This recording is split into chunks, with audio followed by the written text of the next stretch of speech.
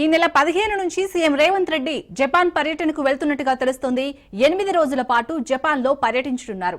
తెలంగాణకు పెట్టుబడులే లక్ష్యంగా CM Revanth Japan వెళ్తున్నట్టుగా తెలుస్తోంది. జపాన్ లో కొత్త సాంకేతిక పరిజ్ఞానం, ఏఐ ఆధారిత అభివృద్ధిపై అధ్యయనం చేయనున్నారు. స్కిల్ వర్సిటీ కోసం సాంకేతిక అభివృద్ధిపై అధ్యయనం చేసే అవకాశాలు ఉన్నాయి. అభివృద్ధిలో భాగస్వామ్యం కావాలని జపాన్ కోరే అవకాశం ఉన్నట్టుగా తెలుస్తోంది.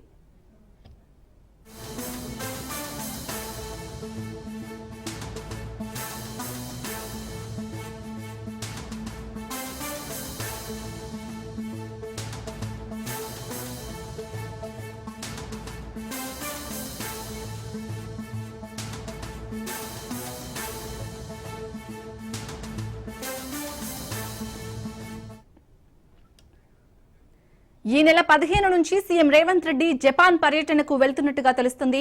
8 రోజుల పాటు జపాన్ లో పర్యటించనున్నారు. తెలంగాణకు పెట్టుబడులే లక్ష్యంగా సీఎం రేవంత్ జపాన్ వెళ్తున్నట్టుగా తెలుస్తుంది. జపాన్ లో కొత్త సాంకేతిక పరిజ్ఞానం, ఏఐ ఆధారిత అభివృద్ధిపై అధ్యయనం చేయనున్నారు. స్కిల్ వర్సిటీ కోసం సాంకేతిక అభివృద్ధిపై అధ్యయనం చేసే అవకాశాలు ఉన్నాయి. అభివృద్ధిలో భాగస్వామ్యం కావాలని జపాన్ కోరే అవకాశం ఉన్నట్టుగా తెలుస్తుంది.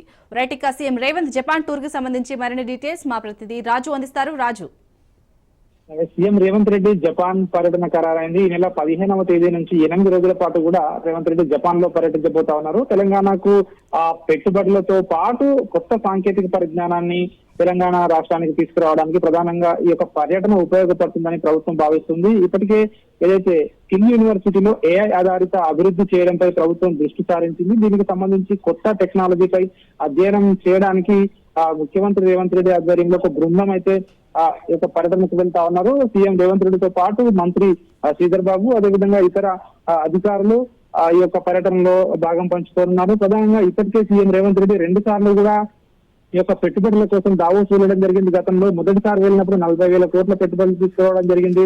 రెండవసారి 1,78,000 కోట్ల పెట్టుబడులు, రెండు కలిపి 2,20,000 కోట్ల పైచులకు పెట్టుబడులు రాష్ట్రానికి తీసుకొచ్చామని చెప్పి ప్రభుత్వం ఇప్పటికీ చెప్తా ఉంది. తాజాగా ఒక జపాన్ పర్యటన కూడా ఖరారు కావడంతో అక్కడ కొన్ని దిగ్గజ కంపెనీలతో రేవంత్ రెడ్డి భేటీ కాబోతా ఉన్నట్టుగా కూడా తెలుస్తా ఉంది. అక్కడి నుంచి ప్రతినిధులతో ప్రత్యేకంగా కొన్ని ఒప్పందాలు కూడా కుదుర్చుకుంటారు తెలంగాణ ప్రభుత్వం అని చెప్పి ప్రభుత్వం అయితే భావిస్తా ఉంది. ఇప్పటికే దీనికి సంబంధించి షెడ్యూల్ కూడా ఖరారైంది. 15వ తేదీ నుంచి 23వ తేదీ వరకు ఒకాసా ఎక్స్పో లో అక్కడికి రేవంత్ రెడ్డి పాల్గొనబోతా ఉన్నారు. ఇతర కొన్ని ముఖ్యమైన ఈవెంట్లలో కూడా రేవంత్ రెడ్డి పాల్గొంటారని చెప్పి కూడా చెప్తా ఉన్నారు. ముఖ్యంగా ఐటీ శాఖ మంత్రి శ్రీధర్ బాబుతో పాటు ఐటీ శాఖ ప్రధాన కార్యదర్శి జయేష్ రంజన్ కూడా, అదేవిధంగా ఇతర అధికారుల బృందం యొక్క పర్యటనలో ఉంటారని చెప్పి కూడా చెప్తా ఉన్నారు. ఈ పర్యటన విజయవంతమైన తర్వాత నెక్స్ట్ జూన్ లో గానీ జూలైలో గానీ అమెరికా పర్యటనకు కూడా రేవంత్ రెడ్డి వెళ్లే అవకాశం ఉన్నట్టుగా కూడా తెలుస్తా ఉంది. అక్కడి నుంచి కూడా పెట్టుబడులు రాష్ట్రానికి ఆహ్వానించడానికి ప్రభుత్వం అయితే కసరత్తు చేస్తా ఉన్నట్టుగా కూడా తెలుస్తా ఉంది. Right, thank you Raju.